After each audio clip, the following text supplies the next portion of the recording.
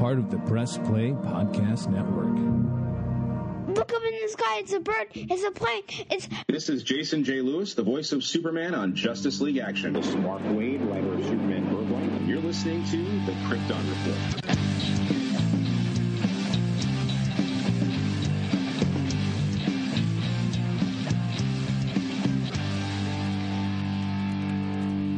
In the sky.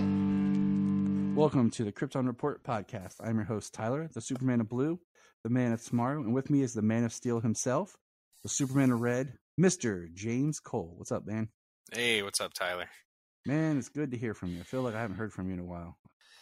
It's not been that long. Yeah, I mean, we check in, make sure we're doing good with each other, but some days we just don't get to chat, you know? I know, it's weird. I've talked about this a little bit in the past episode. Or two. I don't know. I've realized that to me, like podcasting with my friends and chatting with you and doing this, it's like therapy, man. It's like therapeutic. It's like a much needed, it's kind of like our version of like guys' night. Pretty much. It's the closest we get, with the distance. Speaking of guys' night, crack a cold one. Zoa. Well, I actually got some margarita. Nice. Yeah. Mm-hmm. I got the Zoa because, Janita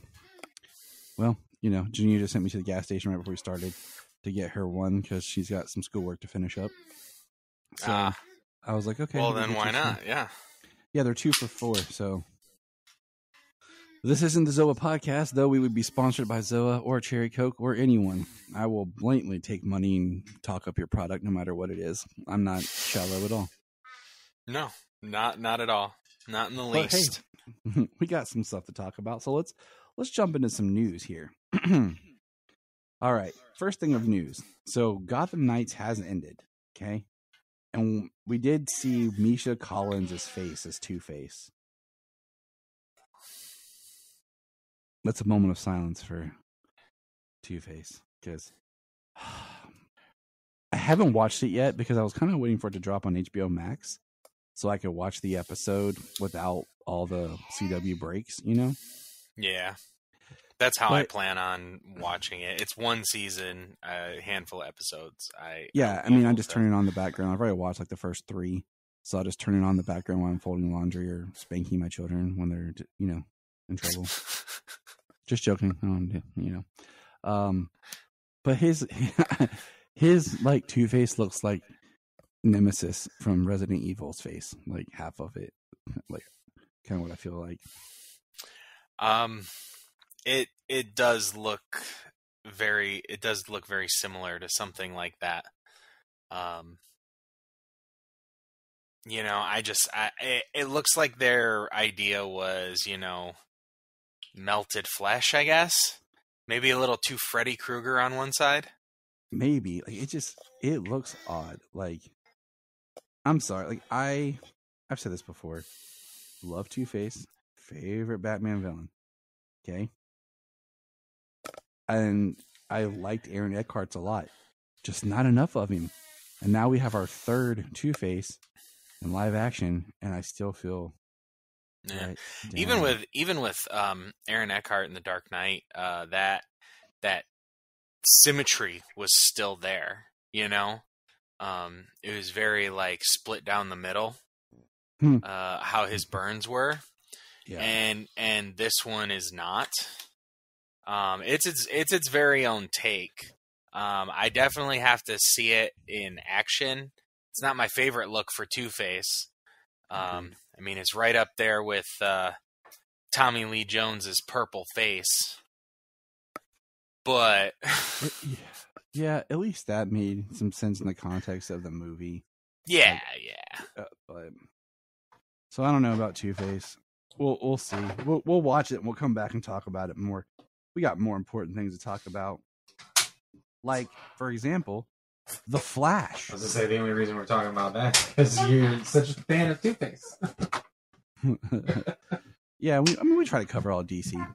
The Flash will be released digitally on 7/18. Man, so that's fast. It not really. I mean, it's a month. It's over a month. It's a month and 2 days. So the Flash coming out's 30 days. I mean, Fast X just recently did that. Black Adam, I think, was one of the first ones to do that. That's why it felt so. Or was it? It was under 30 days, wasn't it? Black Adam was really fast. Between that and Super Pets, they both came out in like record time. I feel like Super Pets was like 3 weeks. Black Adam and Shazam are like 3 weeks. So the Flash on digital in a month makes sense. I'm surprised it's not faster, honestly. Like this week for 4th of July, they're like, drop the Flash digitally. That would be like extra fast. I mean, it's just as bad as it's doing, but yeah, so we'll we might have a watch party for that, or we might do that for our commentary next month, or this month, I mean. But speaking of the Flash, did you see this? The Flash Escape from the Midnight Circus is a new podcast drama. Do you see this? I did, yes. The first 2 parts of the podcast were released on Monday, July 10th, exclusively on Apple Podcasts, with the remaining episodes dropping weekly on each subsequent Monday. The studio says the first 4 episodes will be exclusive to Apple for a limited time before branching out to other podcast providers. Max Greenfield, a.k.a. Schmidt from New Girl, will be the Flash. I don't know if it's Barry or Wally, but just said the Flash in the press release. Yeah, I don't recall if they specified at all. I don't think they did in that teaser trailer that was released. Yeah, I've watched it a couple times because I was trying to get as much information. I'm excited. I think it's neat. I think it's supposed to be like some sort of connected material to the film I read, but we'll see how that is. The last one, the Harley Quinn one, I haven't finished. I have like 1 or 2 episodes left. The one with Christina Ricci as Harley Quinn. Okay. And then the Batman Unburied was okay.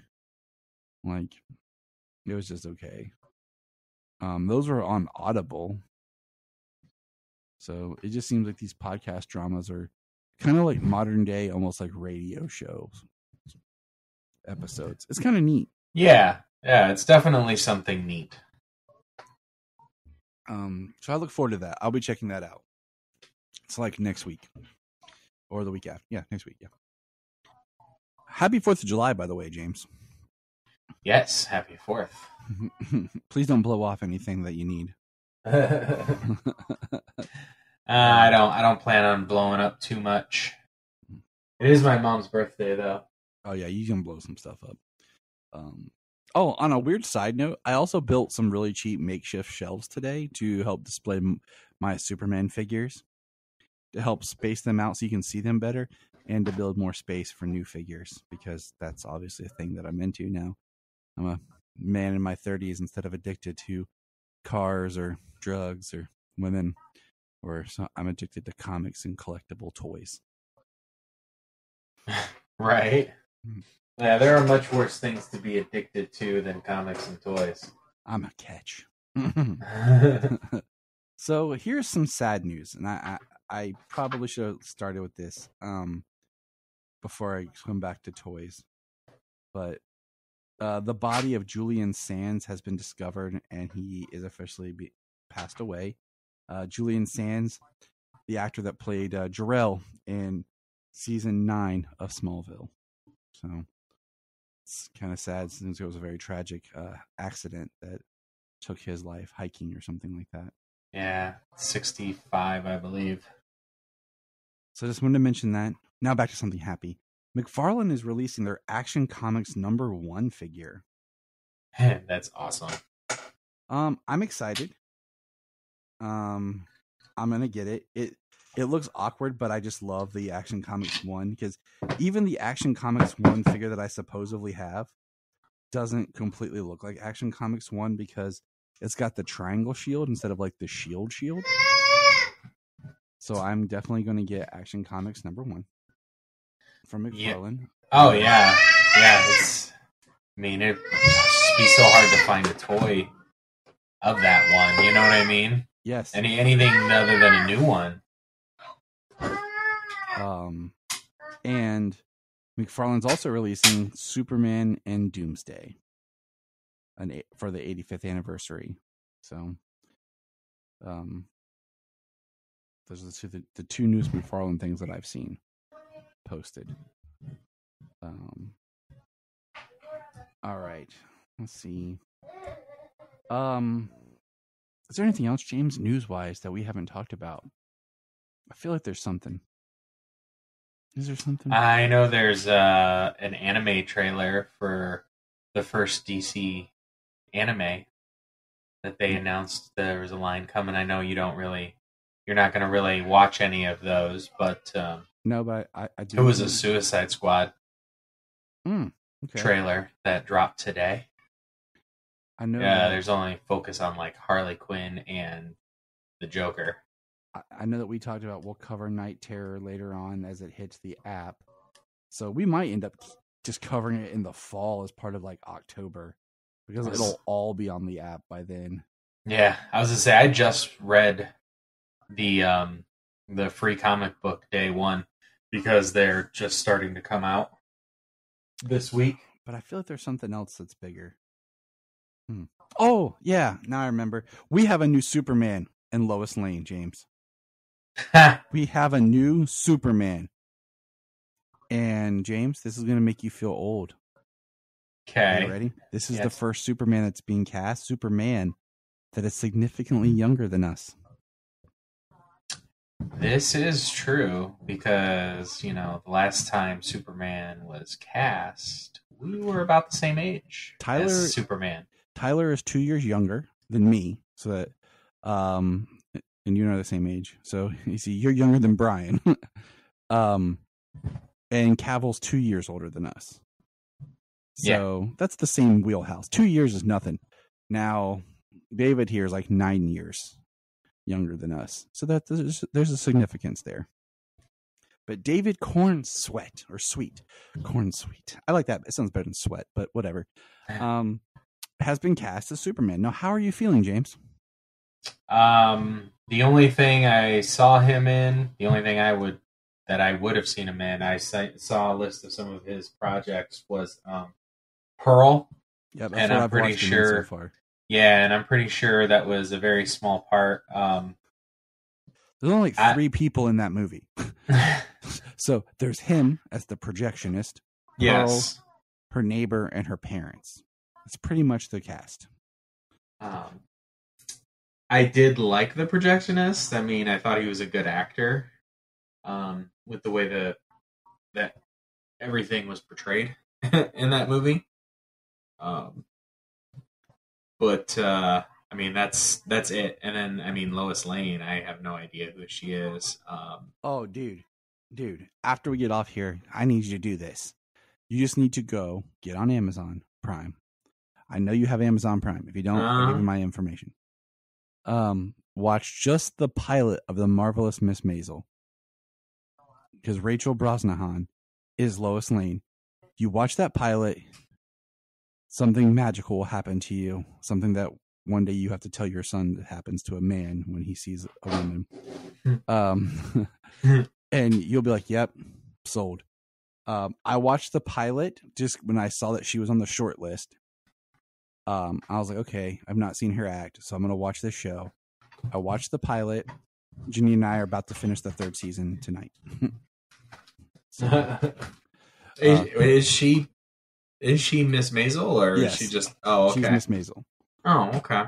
Yeah, so you will get a nice dose of her range, and just you'll immediately be like, yep, I'm sold.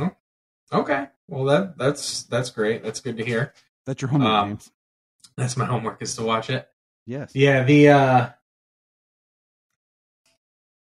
it's obviously it's an exciting announcement to have something planned, coming, a new Superman movie coming, with very little,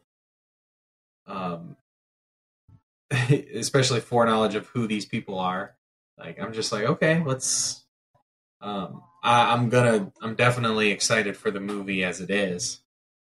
So I'm kind of just letting myself roll into what's coming, because I mean, there's no reason to get excited now, because it's like when we got excited for BVS in 2014, and then they just spoiled everything by the time the movie came out.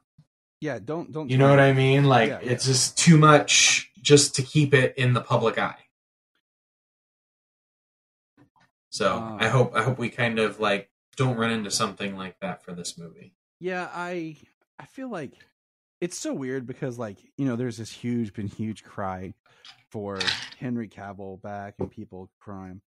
And I mean, part of that, we're like, well, that never happened to Brandon Routh when Henry Cavill was cast. Yeah, the situation was different, but we didn't have social media the way we do now. I mean, heck, even the way things were going when Man of Steel came out, like, it wasn't as prominent as it is now. So. Oh yeah, I remember reading all my movie news from an actual movie news website. I went there and I scrolled the website and checked out the articles because that's how it was when Man of Steel was coming out. So, I mean, it's a lot different that people can voice their thoughts and opinions now ridiculously fast. So it's a different upbringing. And for anyone who wants to complain about, David looks like a younger Henry. Okay. He looks like Henry Cavill and Tom Welling got mashed together. Great. That means he looks like Superman. I mean, yeah, some of the Henry Cavill him comparison memes I've shared to the group, I think are hysterical.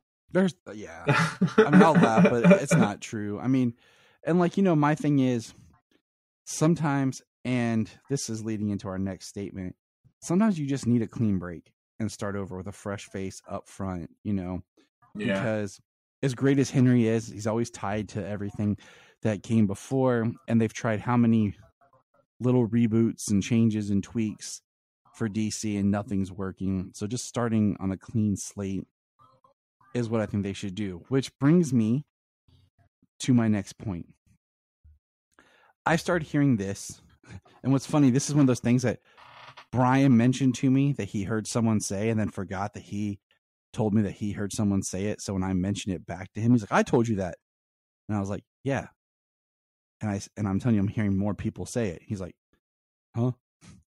Is some people online were talking about, are they going to try to retroactively include the Suicide Squad in Gunn's DC universe and making the Superman that Bloodsport shot be the David Corn Suite?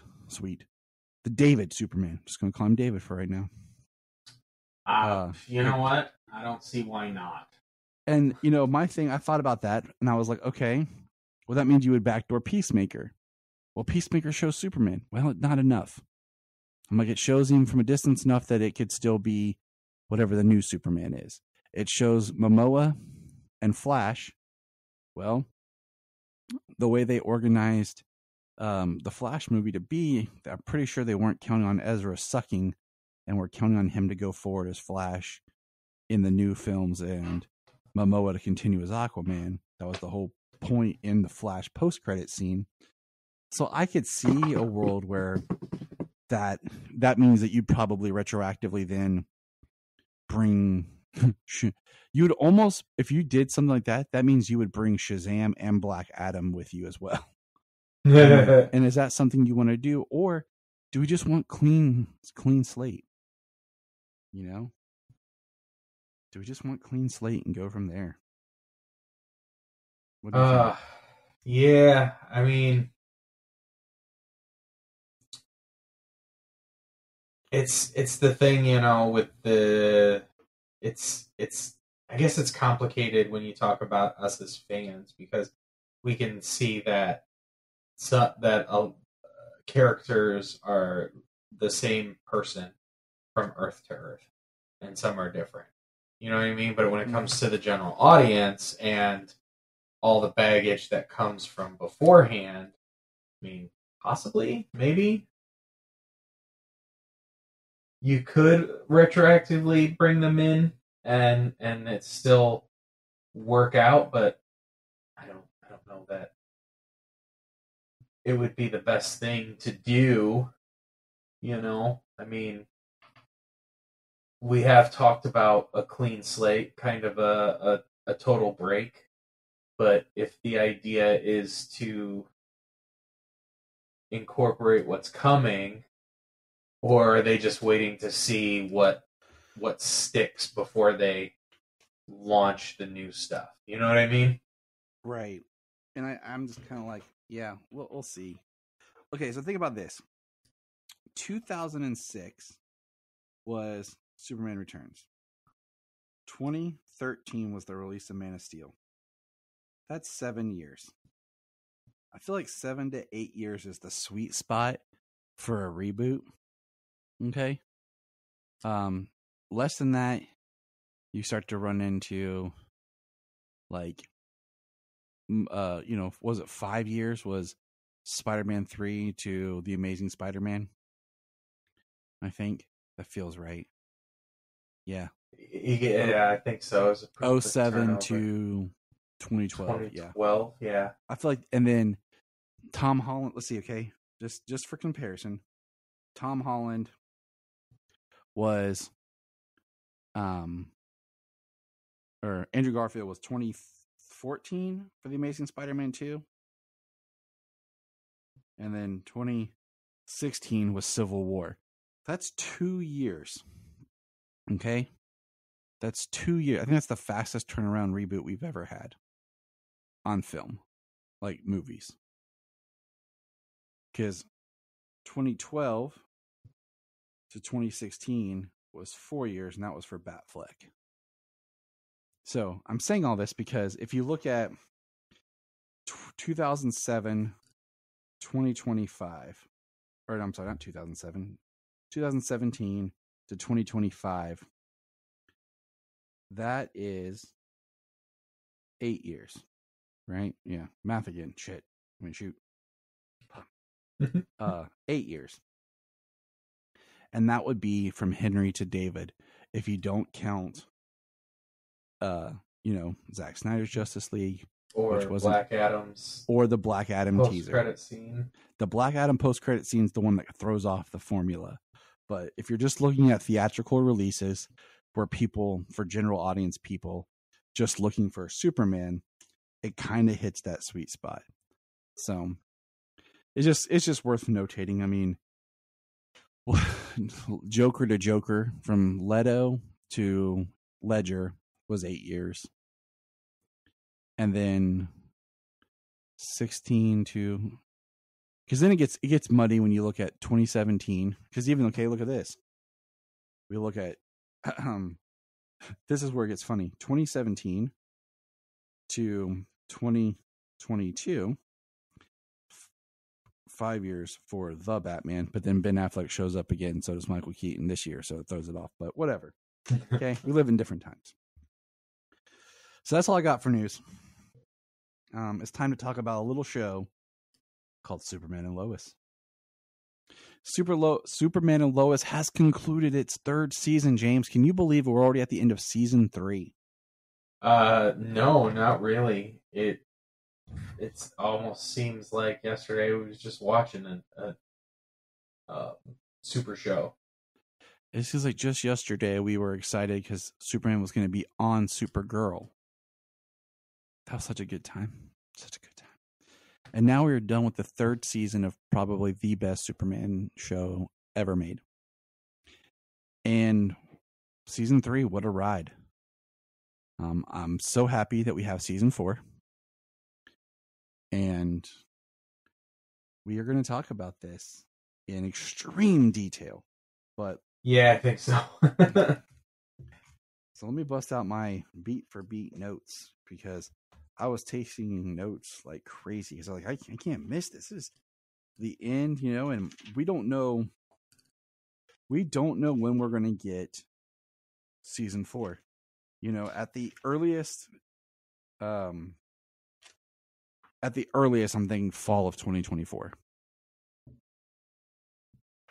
I mean, that's a little ways, you know what I mean? With the but I think strikes. fall of yeah, you got a point. I was gonna say this fall is impossible.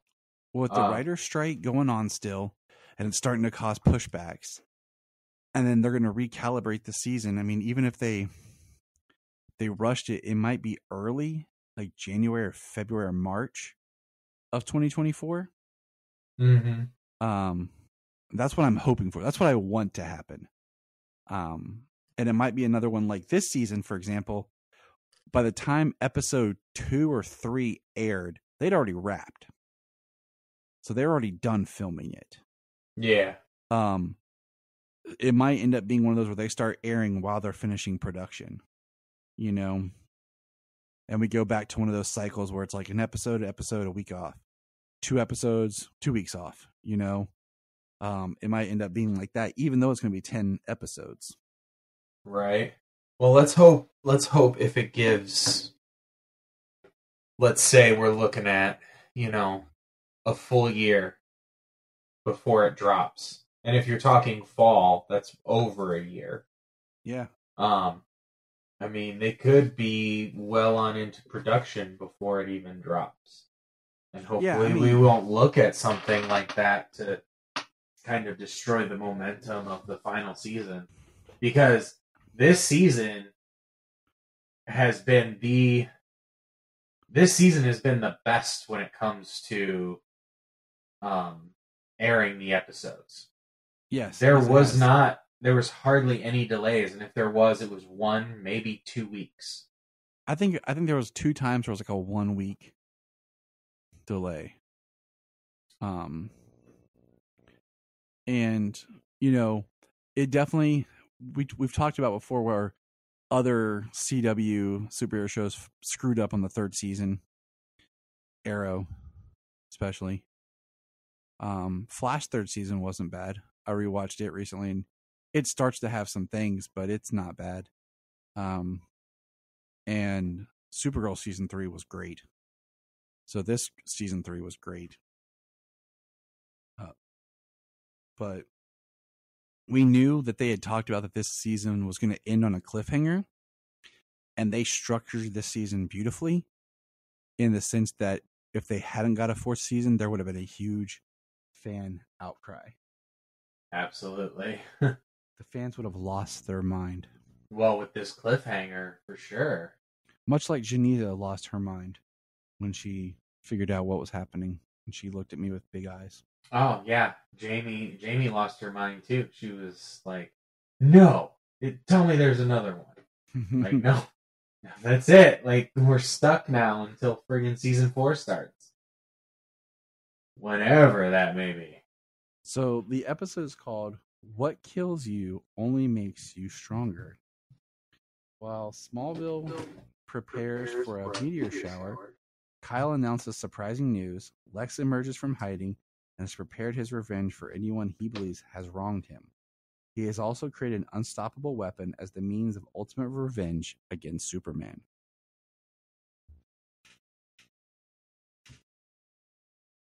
Well, that was pretty apt synopsis. Yeah, the other one I found was really small and really crappy. Yeah, no, I mean, it was pretty concise. I mean, that's the majority of stuff that happens. You know, just details.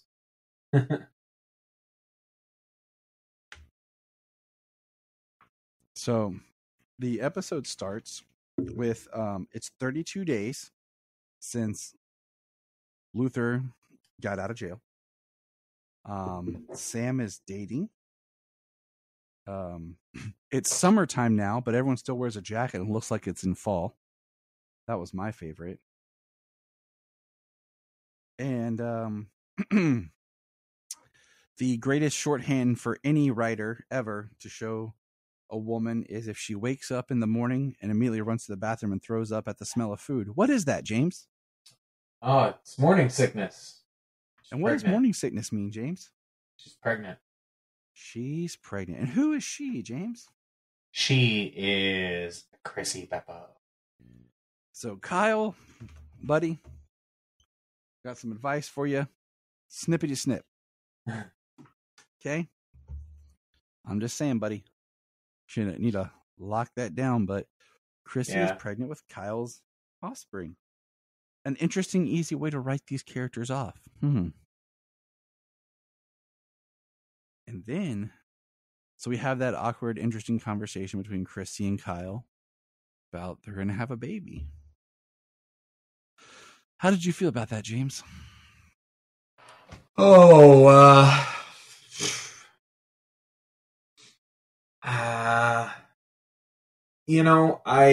I guess since I've been like happy with the characterization, the character interactions since they've been going out, I would say that I'm happy for them.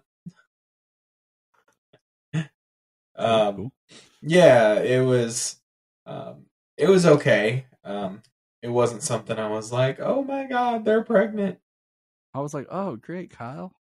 Whose else's life you gonna screw up?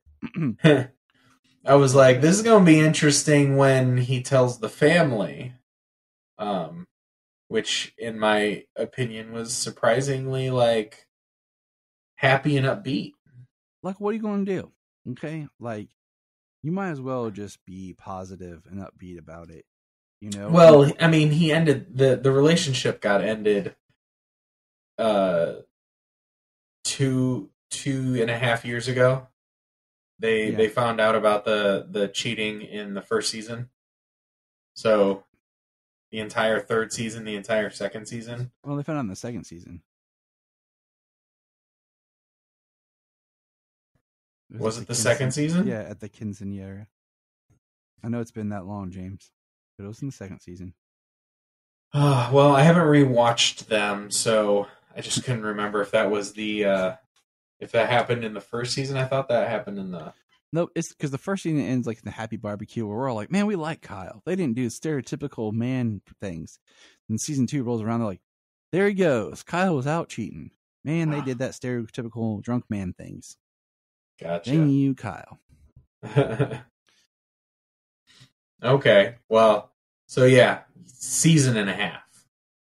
And I mean, that also time, however much time goes. Has passed, yeah. So we, and meanwhile, so we have the scene where Kyle tells, like you said, the family, and they're upbeat, and we find out that him and Lana had always talked about she wanted a third child. And that's not going to happen. Or is it? But I kind of laughed at Jania, like they want Lana wanted a third child. She didn't take care of her second child that comes and disappears on the show. It just randomly disappears and no one's watching. Yeah. So how you don't have a baby? It's messed up. Well, I mean, they certainly were not in the place for a baby when we dropped in on them in the first season. Oh, no. But, so while we have Kyle and Chrissy discussing that they're going to have a baby, Lana gets asked out on a date. By who, James? By John Henry Irons. Yeah, huh? Yeah, buddy. Yes, they do. And then, moving on, like I said, we got beat for beat notes, basically. Sam Lane comes to John Henry and says that the DoD is going to buy more tech from him, and basically they're going to exclusive contract, and he needs to move to Metropolis, and they drop the name of what, James? Steelworks. Nat Steelworks. says they can finally open Steelworks. And that Nat could go to the DoD Academy, where a certain someone just enrolled. Mateo. Yeah, Mateo. I like that little bit of continuity with Mateo coming back. I think it'd be kind of cool if Mateo turns around and came back, in a guest appearance in some way down the line. And then we found there's a meteor shower in Smallville. That's never good news, James. I was like, well, I think it's being able to see a meteor shower from Smallville. Yeah. Who cares? It's not crashing into Smallville like we're used to. It doesn't matter, dude. The terms meteor shower, Smallville together, not good. Yeah. I mean, it brings up a whole mess of stuff. But we see that they're having it like in downtown, and like John Kent's out there setting up chairs, trying to impress the coach, and the coach is like yelling at him, and no matter what he does, the coach is not going to forgive him for him losing his football season. Coach is kind of a jerk, but I guess I get it, you know? Like, kids mess up, man. They're teenagers. Move on, dude. Yeah, he was a jerk to him this episode. I don't know. I don't blame him because it is a big.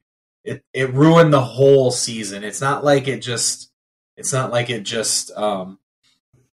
Hurt John and his family. Like, it hurt a lot of people who were innocent in the whole thing, who were just doing their best. Yeah. In something they enjoyed doing. It would have been hilarious if he was like, but coach, I'm different now. I'm like a new person. That was the old me. This is the new me. Just kind of like a meta joke. Like, we get it, dude. Right. We get it. Yes, it's me. Get over it. Move on.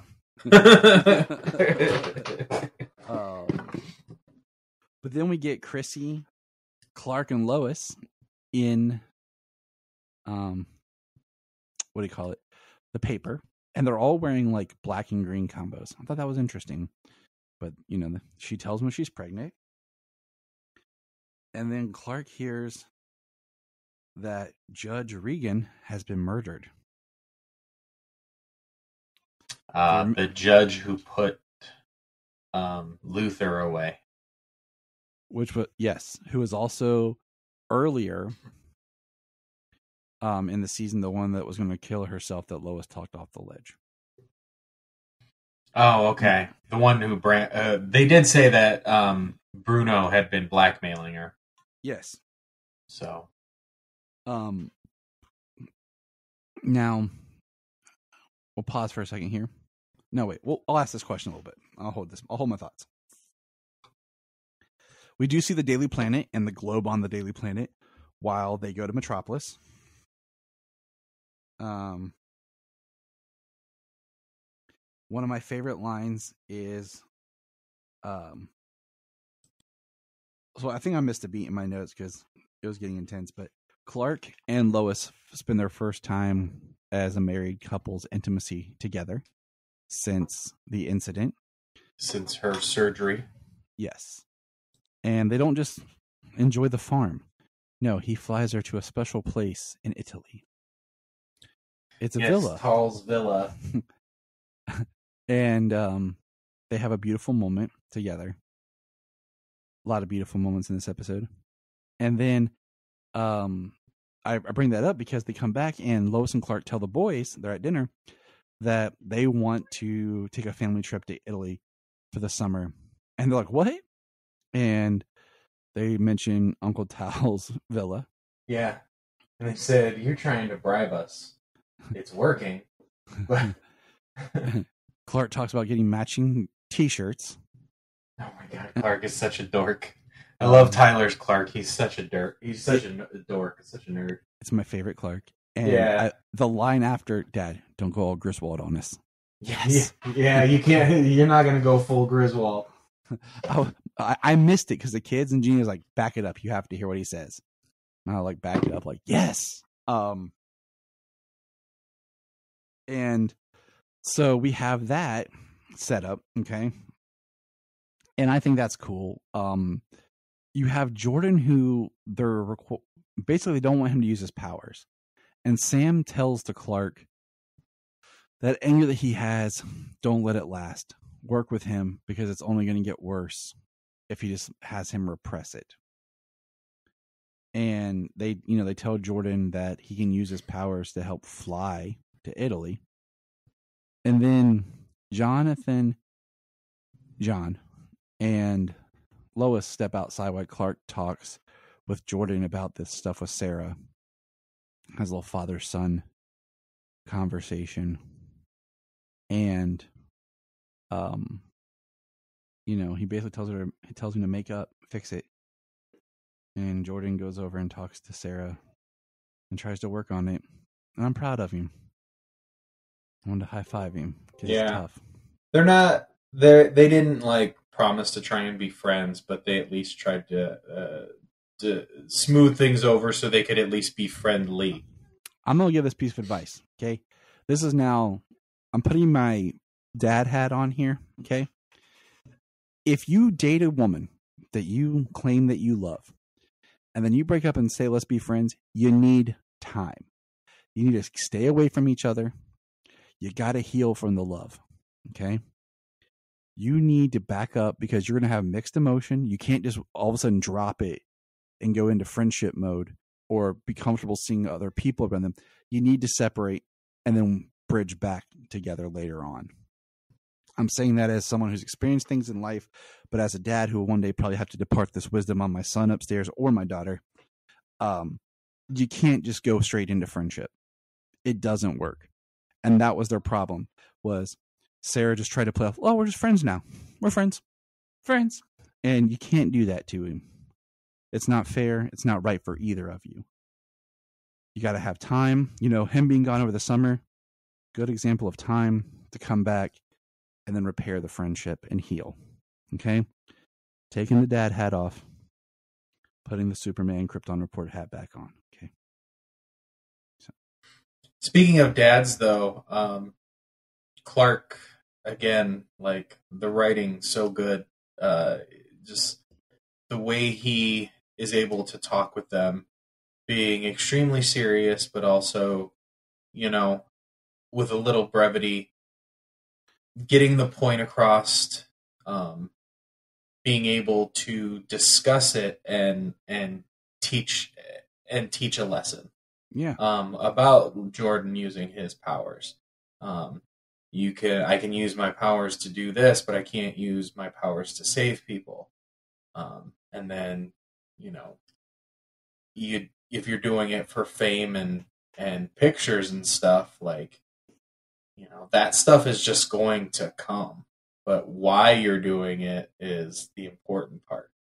It's kind of like I have this love-hate with people who do good deeds, but make sure that they're filmed and it's posted online to go viral. It's like, are you really doing the good deed because it needs to be done?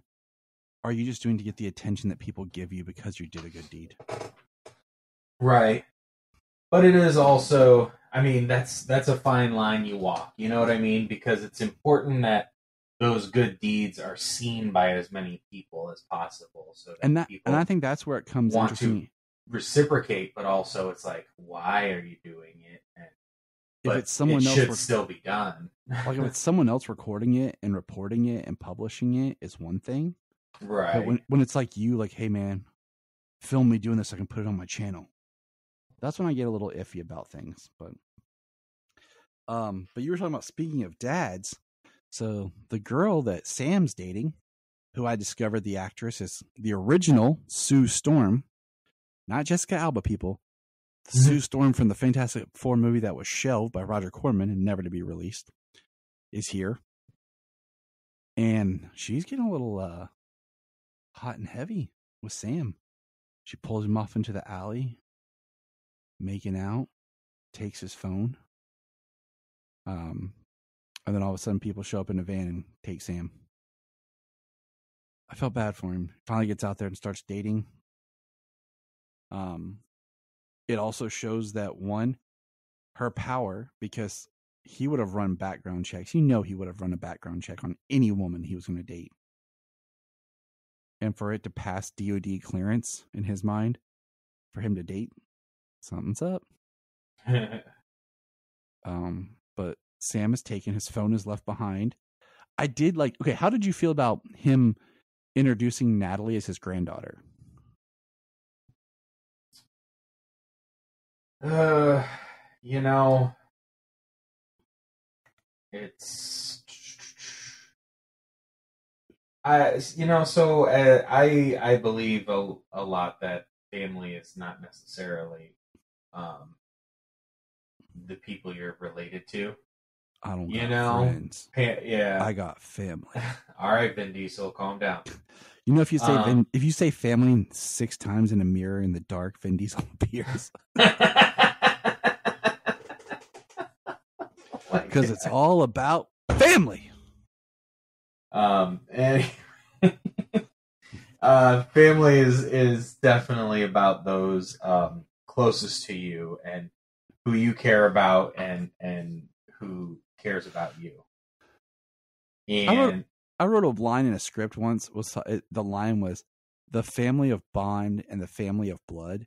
And my teacher was like, I don't understand what that means. And I was like, the family of blood, the people you're related to, and the people that you bond and love along the way that you make family. How hard is that, Teach? Yeah. Because, I mean, for a lot of people and for a lot of people, a lot of their family, the people they see most often is people they've bonded with. Yeah. It's true. We speak truth, okay? James's family. If James needs something, I'd be there. We've done the blood rituals. We've sacrificed cats together. You know, we've checked the boxes, man. You know, the candlelight ceremony, all that fun stuff. Oh yeah, yep. cut and bled, and you know. Then shook hands like Arnold Schwarzenegger and Carl Weathers. Yeah, it wasn't as epic, but you get the idea. Exactly. Yeah. It went more like Randall and Dante, but whatever.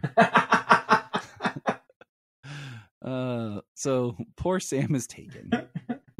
And James is absolutely correct about the people that you meet along the way. And it's important in life. You know, I try to tell that to my kids, like, family's important, but family doesn't always mean the people that you're born into. It's a lesson to learn. I wondered if she was yeah, it's a hard lesson to learn because, you know, sometimes you're forced to learn that lesson. Amen. You know, I wondered if she was Lillian. So those who aren't, I mean, that's great. Yeah. I thought, is she Lillian? You know? But I don't think so. I don't think so. I don't think they ever gave her a name. I think, yeah, sorry. I thought I hit mute, but maybe I missed it. I apologize. No, her name was Gretchen. Okay, I must have missed it. Yeah. So that's what's happening to Sam. And then 33 days ago, James. This is where the episode does a nice twist. And I thought about this, okay? Would I have liked to have seen this? Or would I have liked the reveal, then cut back to this? I don't know. I thought about it. But 33 days ago, what happened 33 days ago, James? That is the day that Luther got picked up by Otis and left the farm and went and found Bizarro in Bruno Mannheim's tunnels, where we find out that Bizarro just ripped off Otis's ear. Yes. Didn't kill him like it kind of sounded like maybe he did.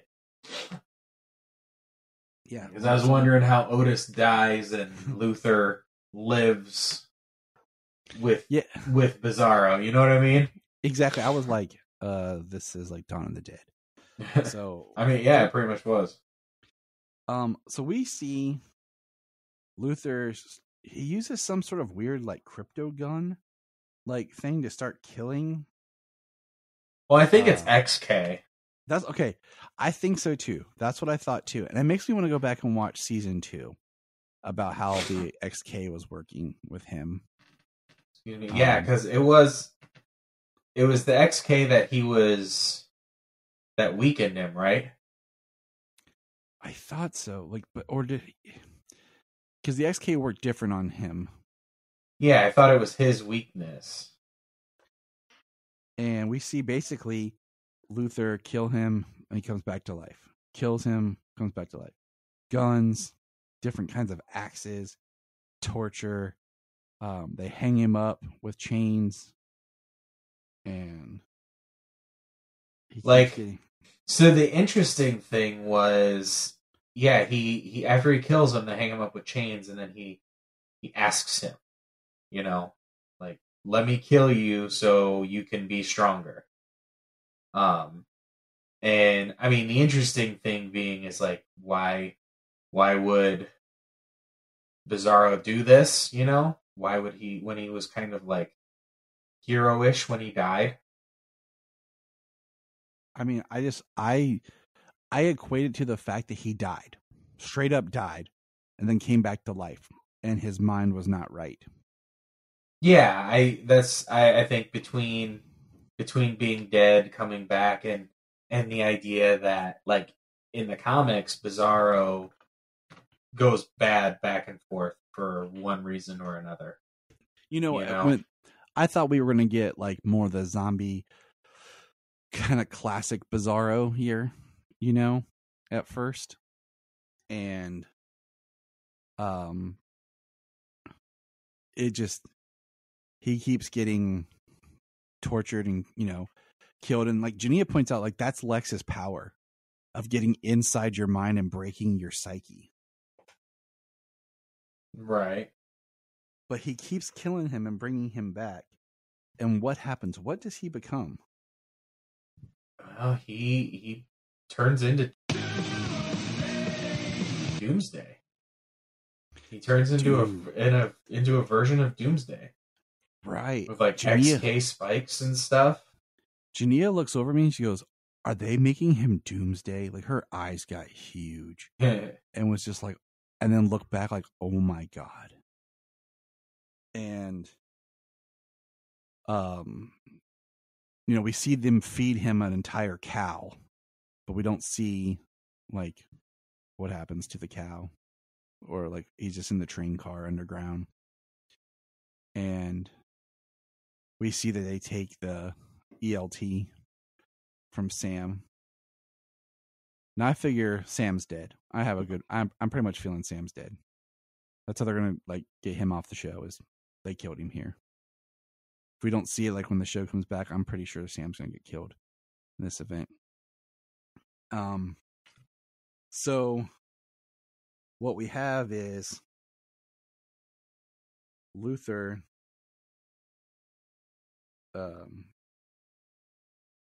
you know, this is, I put in my notes, like, this is what happens while you do those episodes without a lot of superpowering, just drama, so you can save your budget for this. And this is the cliffhanger right here. The last few minutes of the episode, we have Luthor show up at the farm, and Superman shows up at the Kent farm, and Luthor signals for Doomsday, and it's a epic battle. Yeah.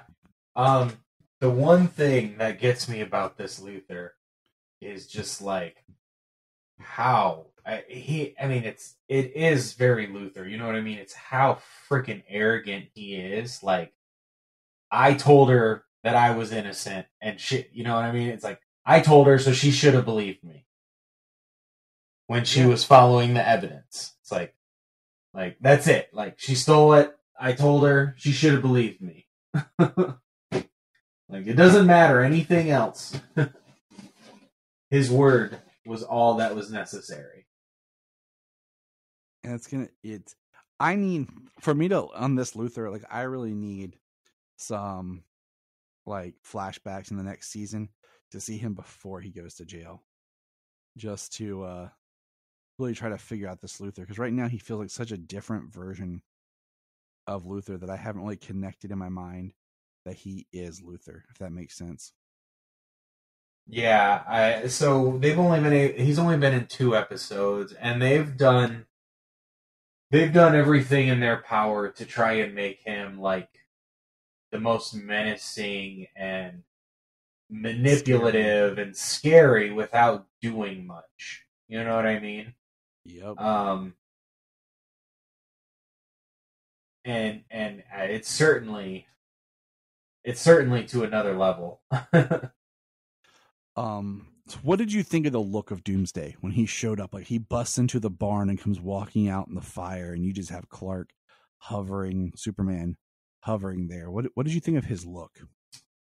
Well, it's funny you brought up Nemesis from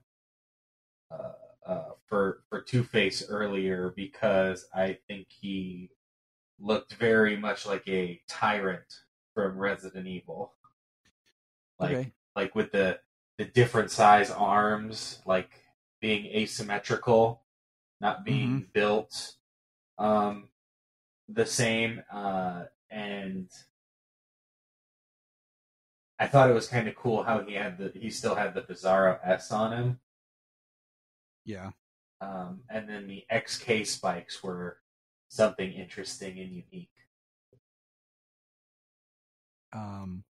I think it was I liked his look, except for his face. His face looks a little weird and wonky. I really like the face of still the Smallville Doomsday. Yeah. Because I think it looks more like Doomsday, but this one I like the size. It's big enough without being too big. You know what I'm saying? Yeah. Like BVS, a little too big. Okay. This Doomsday, man, it works. And he shows up in the barn and he's got the XK spikes and he's just hulking. Yeah. I thought the very last shot of him looked really awesome when they're on the moon, charging each other. Doomsday almost looks like stop motion.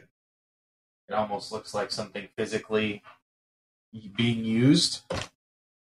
So I thought the effects were pretty good. I mean, like you said, his face, it does have a CG look to it, the way he roars and the way his like face elongates and stuff. But other than that, it was really cool. I thought it was a really cool looking Doomsday. Well, we have the scene where Superman gets thrown into downtown Metropolis and then Doomsday lands, and you see the crowd reacting. Oh yeah, we also Kyle proposed to Chrissy. They're getting married. Who cares? Superman pops up and tells John and John Henry no. And Jania looks at me at this scene. She goes, there is so much communicated between Clark looking at Lois and Lois looking at Clark. And you just see the fire coming out of Doomsday's mouth slowly. And he goes flying with him. I look at Jania and I'm like, this is where I would say, Jordan, to the fortress, Phantom Zone projector, go. I'm like, go get it, go now, you know. But dude, they're just Doomsday is plummeting him, beating him, throwing him. Also, they fly to Metropolis because we're still operating in that. How far away is Metropolis from Smallville territory? Because, it seems like it's closer and closer each season. Well, this Doomsday can fly. That's what I'm saying. This Doomsday is the scariest, most powerful. Okay, now follow me here. Doomsday in the comics, they cloned Doomsday, they killed him, they cloned him again. Okay, cloned Doomsday, killed him, cloned him again. That's how he was able to. Every time they'd kill him, they'd bring him back and they would torture him. They'd mess with the genetics and they kept doing it. So it tore up his psyche and everything. And that's kind of the Krypton version of Doomsday. Okay. BVS was General Zod's dead corpse brought back to life with the Kryptonian deformity, making him Doomsday. Okay. This Doomsday and Smallville's Doomsday, we actually see him die and then resurrect and not be able to die again that way.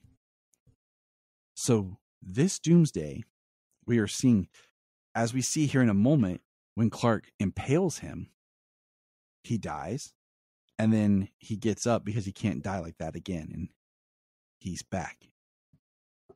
You think about them, what they were trying to do with Bizarro's blood. Regeneration, right? Superman's healing, using Bizarro, pseudoscience, whatever, Mankind him to fix cancer cells, which is regenerating cells. So he is healing himself. So is there a way, James, to stop this Doomsday? Because what is, after Doomsday kills Superman, what's Lex going to do? What's the that's plan? That's always the concern. Like, what is the plan? And are we going to see the death of Superman?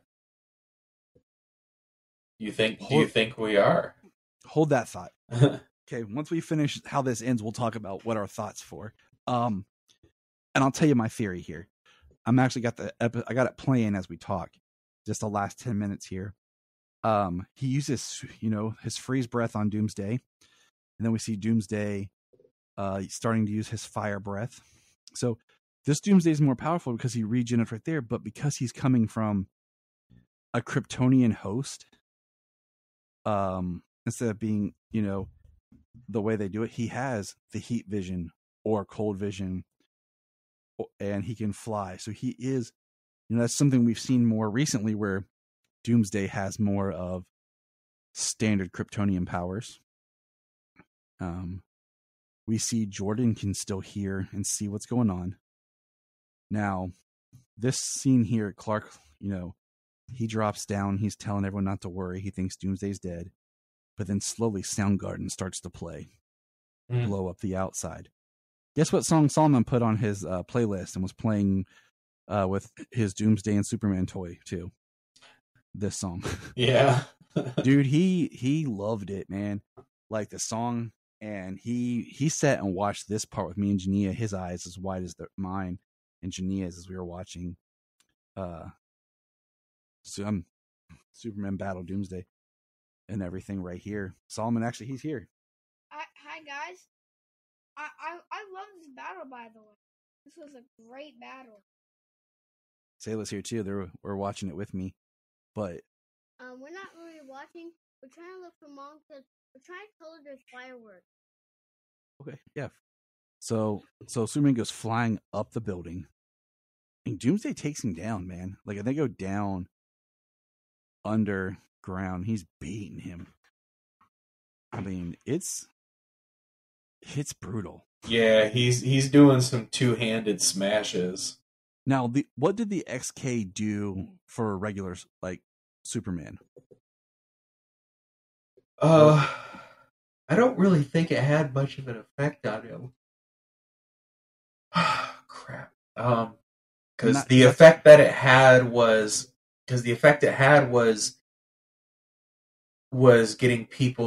helping people to get powers, be eradicated. Because my thought was, Doomsday here has XK in him, so what does that do? And how Doomsday sparks the gas on the subway, as they're fighting, just looks awesome. That was pretty sweet. I'm gonna say this is the best Superman versus Doomsday battle. Okay, BVS is good, it's really good, but you also have Wonder Woman and Batman in there too. But just Superman versus Doomsday, like live action, this is the best. Smallville, you're the worst. Okay. Yeah, that is 100% accurate, with Smallville being the worst. I like this shot right here of his suit because you actually see the symbol on his chest this season is 3D. With Doomsday like beating his chest, and then the kid on the street wearing the Superman t-shirt, seeing Superman getting beat by Doomsday, man. As Doomsday just flies up, takes him into the sky, and we have Clark. Like, I love this scene right here. Jordan says, I can't hear him breathing anymore. I'm very surprised we didn't get more of a scene of like John Henry, like in his Wesley Snipes Blade shirt, getting his suit and going up there, or Jordan ready to go. But them going in space and Clark just like thinking about the boys, Lois. The theme of this season being like facing death. You know what I'm saying? This whole season's been about Lois facing death. And now it's Clark facing death. It ends in like a strange bookend, and just him not accepting that he's going to be beat. Making that fist and then breaking free, and just it's so good, man. Yes, it's been a very, very well done episode. The fly punch behind shot, and now they're on the moon. Yeah, that was awesome. Sending him flying to the moon. And at this point, Doomsday pulls out a couple of his XK spikes, and they lock eyes and charge at one another. And like this whole time, I'm thinking to myself, like, I know it's not going to end the way we think it is, because they said it ends on a cliffhanger. So I'm like, I'm like, it's not going to end the way we think. And they just go flying at each other. And this shot of them like approaching each other is now my computer back screen. Is it? Yeah, Doomsday flying towards Superman, him flying, and then just Superman and Lois. And I was just like, oh, and Solomon's like, what's the next episode? I'm like, that's it, bud. He's like, what? I'm like, that's it, man. That's the episode for now. Like until season 4. Like that's a cliffhanger. Now. like you know what? That's how we grew up watching TV. Was cliffhanger, season finales, and we didn't even get the shows come back. Could you imagine if it was not renewed and that's how they ended the series? The internet would be fandom would destroy. Fandom would destroy DC. Now your question was, do we think they'll do the death of Superman? I could see them doing two things. One, the next episode picks up right where this lives off, or we pick up at a point. Maybe Clark is dead, and we pick up at his funeral or the day after or something, and then the battle's told through flashbacks of different people as they watched. And then maybe we do half of next season with Clark being dead, and then he comes back. I don't know about half the season. I am curious. It's only 10 episodes, so like 4 or 5 episodes. Well, we have John Henry. We have a version of Superboy. But we know that John Henry's gonna be a guest. Yeah. Star. You know what I'm saying? So I'm wondering if he'll destroy Doomsday, but he'll be like beat up bad, and it'll be about Jordan like taking up the mantle of Superboy and like really putting himself out there. So I mean, I think there's ways to do it, or you could start and just have a huge battle as the next episode begins, and it's a Jordan gets up there, John Henry gets up there, Nat gets up there, Tal comes out of nowhere, all of a sudden Kara shows up. We find out she comes from the Legion with Mon-El, and they're all like fighting Doomsday. I'm very interested to see. I mean, they have a way of subverting our expectations, telling us what they're going to do, but then us not believing it. I mean, the fake out when Doomsday showed up. Yeah, the fake out when Bizarro showed up. That's what I mean. Beginning of season 2, like I've been on record saying how that was just it frustrates me that that's a fake out like that, because it's a Doomsday introduction, and the containment suit is much larger than people. And Bizarro is the same size as Tyler, and he's just the same size as people. But that containment suit is huge, like Doomsday should be. So it was very. It's a tricky scene. It was a tricky scene, but now, I mean, maybe if it was planned, they're like, oh well, it's a foreshadow because he is going to be Doomsday one day. I'm watching the scene now, okay, and when he first comes walking out, yeah, he looks huge. Mm-hmm. But as that battle goes on, like I'm watching it right now.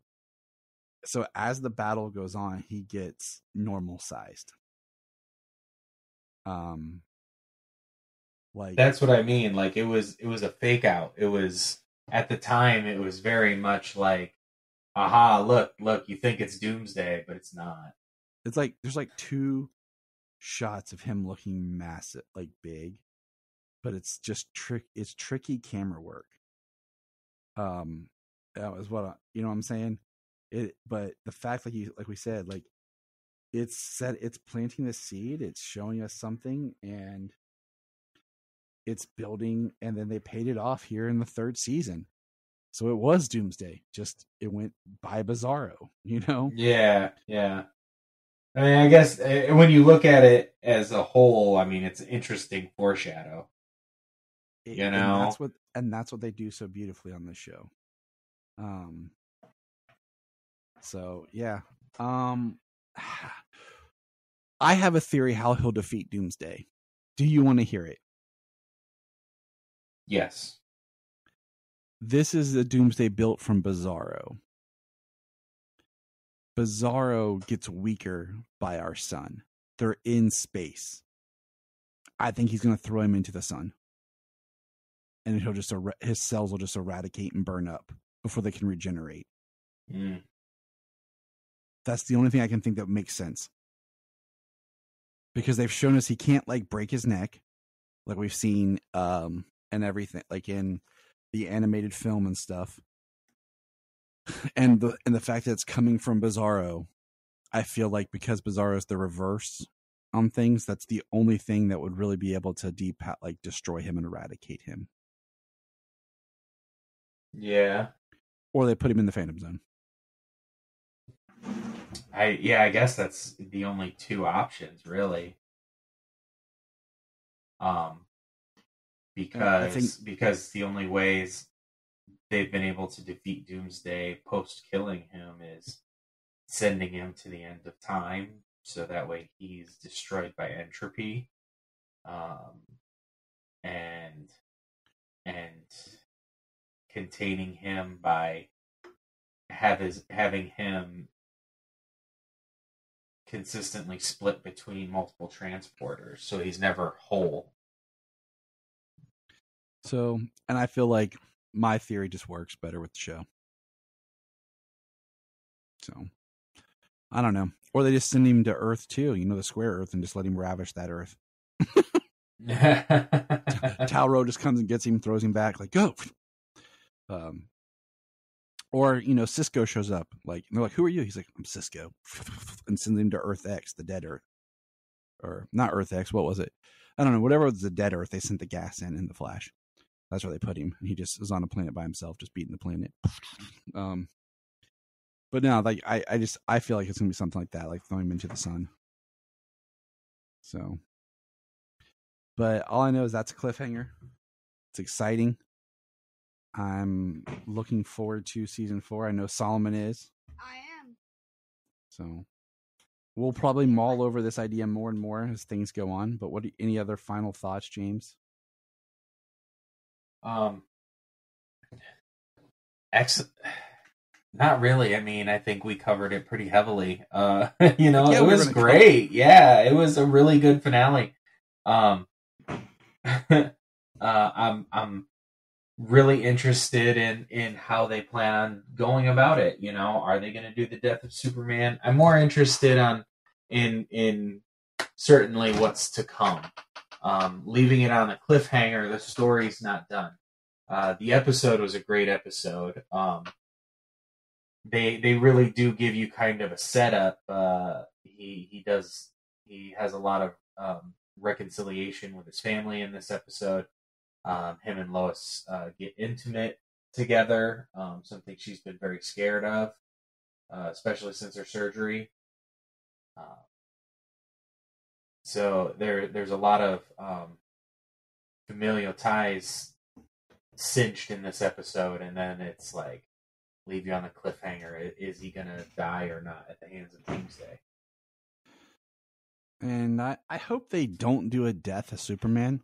Like, honestly, I feel like we've got that, in the film, but I feel like this, if you are going to do the death of Superman, this is where you do it, because I feel the stakes are much higher and deeper with this Superman than, in Man of Steel, BVS. Yeah. But how do you stop this Doomsday if he kills Superman? And then it has to be something where he throws him into the sun, and then he collapses and dies, kind of thing. Yeah.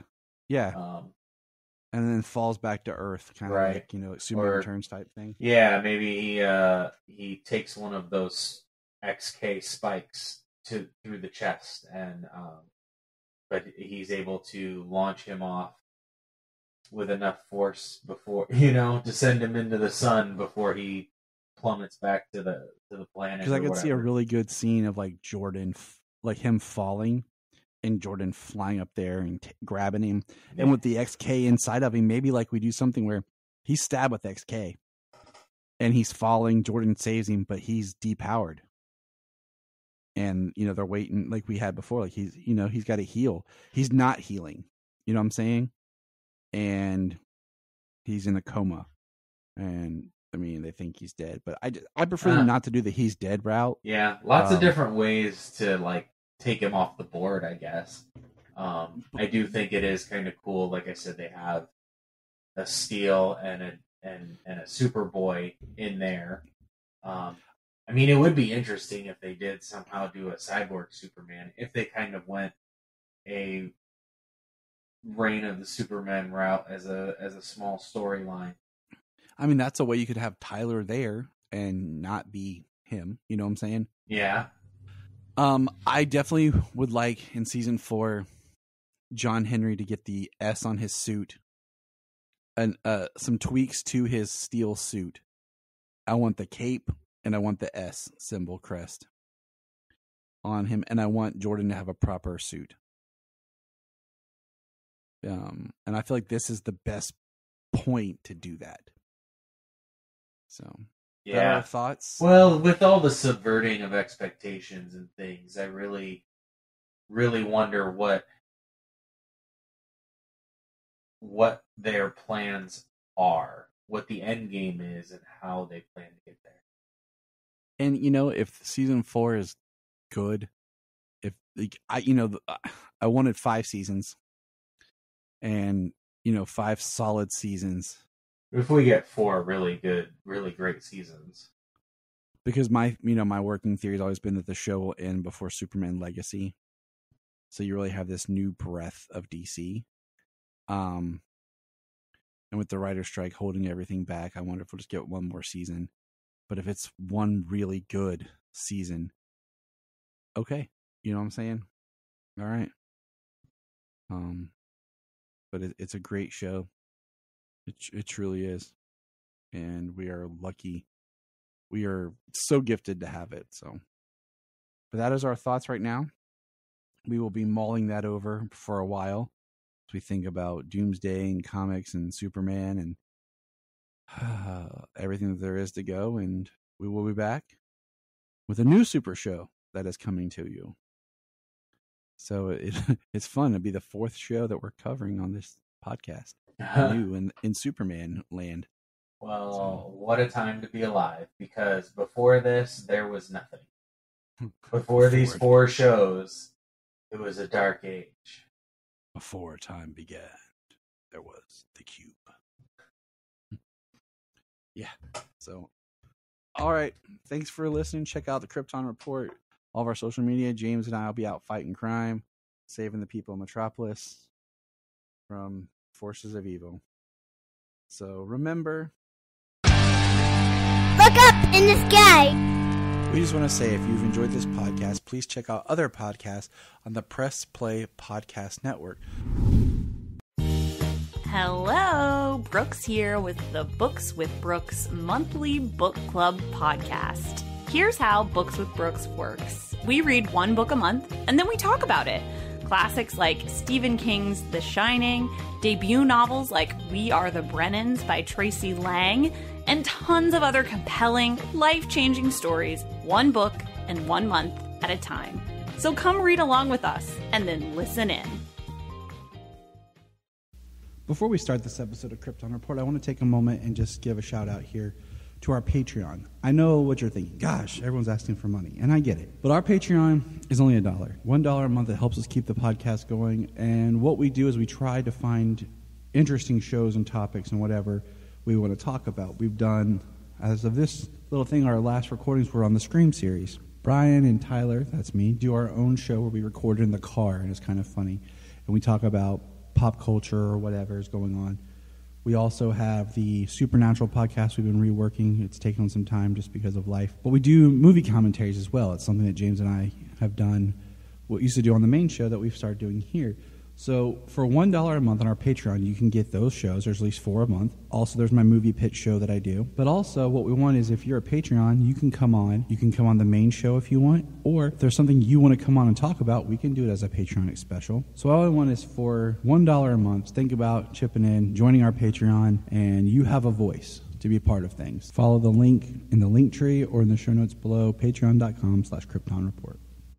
If you are like Tyler and James and can't get enough super talk, check out these other podcasts. Digging for Kryptonite, Supergirl Radio, The Last Sons of Krypton, The Superboy Legacy Podcast, All-Star Superfans, Superman the Animated Podcast, The Aspiring Kryptonians, Always Hold On to Smallville, The Geek of Steel, and Truth, Justice, and Hope. Remember to check out Krypton Report on all social media platforms. Go to linktree.com/Krypton Report. You find all of our report. This is Dan Jurgens, and if you want to have a good time, keep listening to the Krypton Report.